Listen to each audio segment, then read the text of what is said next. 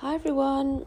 In today's episode, I'm going to share a really big challenge, an unexpected challenge that I am experiencing as being a new mother. I'm going to share my daughter's name. I haven't announced her name yet. And if I have time, I'm going to share my initial confinement lady, aka a doula. You can Google what a doula is.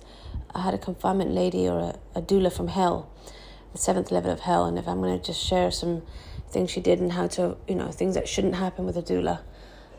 So if you ever hear about it or have a doula yourself, you know what to look out for. Now, you have to excuse my voice. I'm absolutely shattered. You might, you hear my voice, I sound like a croaky toad because I'll get into it. I'll just get straight into it. I have not slept more than an hour or 2 hours in the last 24 hours because when I delivered, in the last video, I gave a summary of what happened. It was a pretty traumatic birth and how my TMI, by the way, too much information. If you're a man or if you're someone that doesn't want to hear about nips and boobs and tits, please just stop listening. At the beginning, due to the fact that I was on so much medication, I think I was on morphine after the birth, they put me on the baby on my boob, and she clamped on wrong, and I was so high with morphine that they gave me that I didn't notice, and my nips were just torn to shreds. It was bleeding and cracked, and so it was agony, absolute agony. And so to kind of help ease that pain, I would pump breast milk and put it in a bottle and then give it to her in a bottle. Now, that was all going very well until about 2 days ago, she stopped latching and wanting the boob entirely. Before this, she would latch a bit and breastfeed a bit, and then she'd also have the bottle, we'd top up with the bottle. But then 2 days ago, it was absolute chaos. Every time I tried to breastfeed her, screaming, tantrums, she wouldn't. It's going to sound really graphic, but the nips was right in her mouth. It was tickling her throat, tickling her tongue, and she just would not latch. And, I never knew this was a thing, a struggle that women face. It's actually quite common. So if you're going to become a new mum, or if you have friends who are new mums, please check on them, because this is a common issue. Being able to latch and the baby not wanting to breastfeed or not have enough supply. Thankfully, I have enough supply. Actually, I'll share later, that might be an issue. But also, you might hear noises in the background. My daughter's sleeping, and she might wake up soon. So what happened was she just refused to latch entirely, and I started to spiral. I really started to spiral. I kept trying, and I remember the nights felt really dark and lonely. And I remember starting to question myself, saying, what's wrong with me? What's wrong with my body? You hear about women who get into this, this kind of irrational hormonal swings, and that's not going to happen to me. I'm going to preempt that. But it feels really irrational, but especially at night, I would lie there crying and think, why is she rejecting me, And, me, I don't judge. If women need to give their kids formula, fed is best. If they want to give them a pump and give them breast milk, you do you. But I really wanted to try and breastfeed her. I just at least try.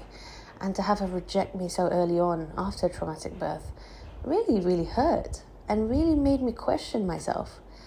Because I was thinking, what really got to me was I thought I was strong. I thought I was capable. I was like, yeah, I've climbed to Everest Base Camp. I've got resilience. I'm consistent. I had, I was proud of my resilience and my tolerance to pain. And seeing how I was not able to tolerate the pain of breastfeeding and needing to give her the bottle, which then led to her not wanting the boob, and also not being able to endure natural birth, I felt like, wow, maybe I'm not as strong as I thought I was. And it really knocked my confidence. And so all that was going on in my head in the last couple of days, okay? And eventually, after feeling so much despair, I decided, look, I saw a lactation specialist twice, But I think I was like, I need a few more sessions. You might have heard my daughter just farted. That wasn't me, by the way. She farts like an old man, and her farts are as smelly as an old man's fart. So don't underestimate the babies. They can really let rippers out from their little butt cheeks, okay? And so I thought, right, where I'm at right now is not in a productive headspace, okay? And I always truly believe every problem has a solution. Well, let's try and find a solution. So I said, okay, I'm in a really bad headspace. Why am I in a bad headspace? Because A, I can't breastfeed, she rejected me. B, I'm questioning my tolerance and my pain tolerance. Okay. With B, I went for a walk with my sister and I had a long chat with her, and she said something really, really interesting. She said, not everyone's pain experience is the same, right? And somebody may not feel the pain of labor the same as others. Somebody may not feel the pain of breastfeeding the same as others. The same way, I love running. I don't feel that pain of running. I like that pain of running. Marathons and climbing mountains. You might listen to this and you might want to throw sharp objects at somebody every time you need to run. Your experience with that pain is different. So it doesn't mean that two people going through that experience are experiencing the same level of pain, and their tolerance to pain is different. And my sister said, you went through that labor, you tried to do a natural labor, and it got taken out your hands. But maybe someone else didn't experience that level of pain. That's why they could tolerate it. Maybe they have different experiences to you. And there's absolutely no point comparing yourself. Your experience is totally different, and you can only do the best you can. So if you're listening to this today, and you're comparing yourself saying, oh, why am I not as strong as somebody else? Why am I not as capable? Maybe that person is not experiencing the suffering that you are experiencing right now. So many people experiencing differently due to privilege, due to lack of resources, right? And so whatever struggle you're facing right now and you're questioning yourself, just know that there's no point saying, oh, I wish I was stronger like somebody else, because you might be, if they were going through your suffering, maybe they wouldn't be as capable. You know what I mean? So I'm digressing here. So number 2 was that mental headspace of comparing myself. Just got rid of that. It's not productive. And the first issue of her not breastfeeding, which was leading to me questioning myself and spiraling at 3 a.m, I was like, okay, I've paid for a lactation specialist twice. Let's continue. This is a new issue, right? So I went and, thought, okay, this is an investment. It's a lot of money. I went for one that costs a bit more than the average, but she's very good, lots of good reviews. And I booked 3 additional sessions with her, and it was not cheap. I remember wincing when I pressed buy. But I truly believe, like anything, when it comes to courses and learning, when it comes to my learning and it comes to my skills, I'm willing to invest. And it was over $1,000 was what I paid for 3 sessions, okay? And so the lady came, and I was in such a bad headspace. I remember the night before just completely feeling helpless and hopeless, thinking it's not possible. Like, I'm just not one of those breastfeeding mothers, which, by the way, is fine, but just feeling really shit about it. She came, and she basically explained, and the baby was screaming. It was really tough, but she was super chill. She said, this is normal. And it turns out what happened was, it's going to sound really embarrassing, the issue I'm facing, it wasn't common. Like, a lot of reasons why people can't breastfeed is the kid has cleft palate, tongue tie, get those things checked first. It wasn't that. Turns out I have this thing called fast letdown.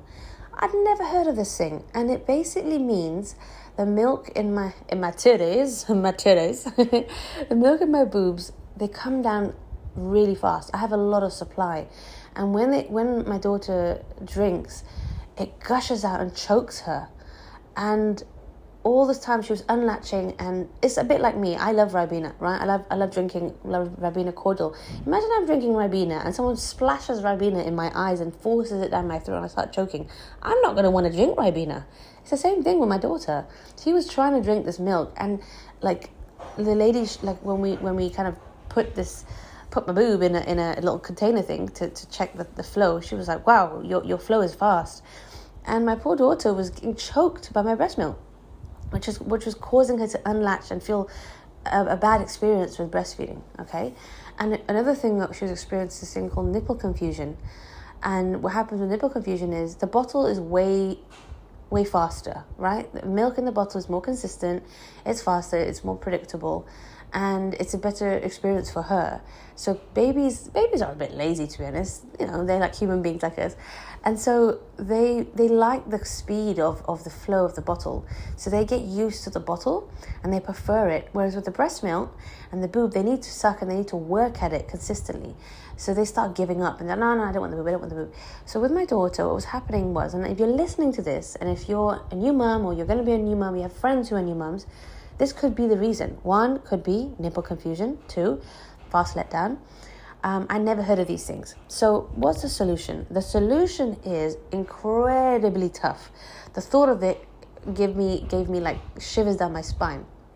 And the lady was like, look, we can do it the hard way or the easy way. Easy way is it's going to take longer. We continue to try and latch, and she's not latching, breastfeed, give her the bottle, or we could rip off the Band-Aid. And I like the way she was very understanding. It wasn't like, you must do this, you must do that. It was like, here's a solution. She said, we need to give her the boob every 1.5 to 2 hours max. Every 1.5 hours, we need to give her the boob and not give her the bottle. Because right now, she's preferring the bottle. And she showed me how I can breastfeed her. The solution to let down is you have to lean backwards to stop the flow. And you have to clamp your titties with your finger. And it's really painful and tough. But she showed me a way. But she said the solution is, 1, clamping and leaning back. And number 2 is you're going to have to feed her before she gets hysterical and hungry and doesn't want to latch. Every 1.5 to 2 hours, if she's asleep, wake her up, feed her. And that means in the last 24 hours, my friends, I have been up 1.5 to 2 hours, waking up, trying to feed her, her hysterically crying and screaming, scratching me, not wanting it. And it has been really tough. It's like a dogfight. Every 1.5 to 2 hours, it's like a dogfight. Me and her trying to keep calm, trying to keep positive. Come on, suck on the titties, please. Come on, you can do it. Every 1.5, and try and do that after a day of doing it until 3 in the morning, 4 in the morning. You start to get really angry. And I've had to do that in the last 24 hours. And guys and girls, lo and behold, after the 7th consecutive session, this is after waking up at 2 a.m., waking up at 4 a.m., waking up at 6 a.m., going through the screaming and the crying and the latching, delatching, all over again. After the 7th consecutive session, she finally latched without a fight. And then I thought, this is too good to be true. I was like, oh my God. And then again, it's happened again. And the last 3 sessions, so 2 hours, 2 hours, 2 hours, she's latched without screaming. And I'm thinking, maybe we're turning a corner now, okay? And so I've got myself ready. I'm actually just sitting here ready to breastfeed her because as soon as she wakes up, boom, I'm going to give it to her because I want to make it a good experience for her. So there's kind of a bit of positivity in today's episode because, I actually recorded this at 3 a.m. before we had a breakthrough, and it was incredibly depressing. I just listened to it. I thought, I can't air that episode. I'm gonna depress everybody. But I was in such a bad headspace last night before the breakthrough. I was like, I can't do this. I'm gonna give up. What's wrong? Let's just give a formula. Let's just not let myself go through this. Why am I doing this? There's a lot of despair, a lot of negative self-talk. And now you hear me. I had that breakthrough. I went through that pain and that process. Boom. I suddenly feel in a better headspace. I'm in a better headspace. I'm more positive. She's suddenly more positive. They feed off you. Everyone used to say, the babies feed off you. And I found it really annoying, actually. I was like, what do you mean they feed off you? But actually, when I play music and I dance around and I laugh, she laughs too. And so I realized that when I'm pissed and I'm stressed, she's feeling that. And she's saying, you know what? I'm not about this. I don't want the nips. Give me the bottle. The bottle doesn't give me stress like this, So, kind of rambled on a bit there. If you're still here, thanks for listening. Now I want to move on to the name of my daughter. So I have not announced her name. I haven't shared it on social media either. I kind of want to just keep it to myself for now, to be honest. I don't judge people that put their kids on social media. Like I said, I don't judge people. If you want to put, if you're comfortable with your kids on social media, good for you, I don't know, maybe in the future I will. right now, she's so small. I want to keep it to myself. You know, a lot because I'm a blogger. A lot of my life is quite public. You know, I do keep a lot of things private too, like, you know, personal, to my relationship, my family. I never share that stuff, but I do like sharing the day to day. And I felt like some important things I like to keep to myself. So for now, I've kept her face to myself. You know, I haven't shared her, but I'm not against it. In the future, I might. But I'm happy to share her name. And okay, I'm going to give you the origin of her name, right? So with her name, I wanted an Irish name. My husband is Irish, and he is very understanding. He said, you know, it doesn't have to be an Irish name. It could be, you know, as long as it's, you know, not a ridiculous name. That's going to, you know, people make fun of her. But we were trying to figure out names, and I felt quite strongly about her having an Irish name. And the reason for this is, there's a couple of reasons. Number one, she's been brought up in Malaysia, right? We've left Ireland to have a better life in Malaysia, an easier, more flexible life, low-cost life. And majority of her life will be brought up in Ireland, in Malaysia.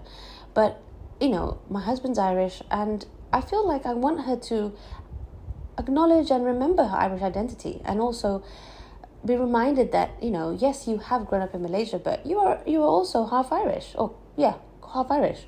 And I love the Irish culture, and I love Irish people, and I'm very proud of the fact that my daughter's half Irish. You know, it's a beautiful culture and country for my daughter to be part of.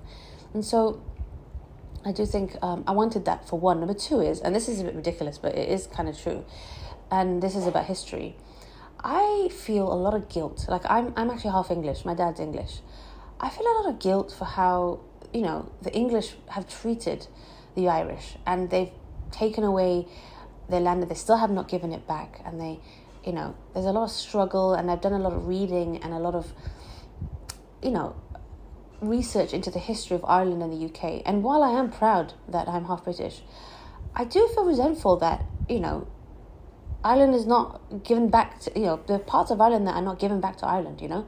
And the part of resistance there in me is like, I want her to be proud of her heritage, you know. I want her to have that resistance too, and in a way, like, compensate. I don't have to compensate, but I feel like compensate the Irish people in some way by giving them another strong Irish woman, you know.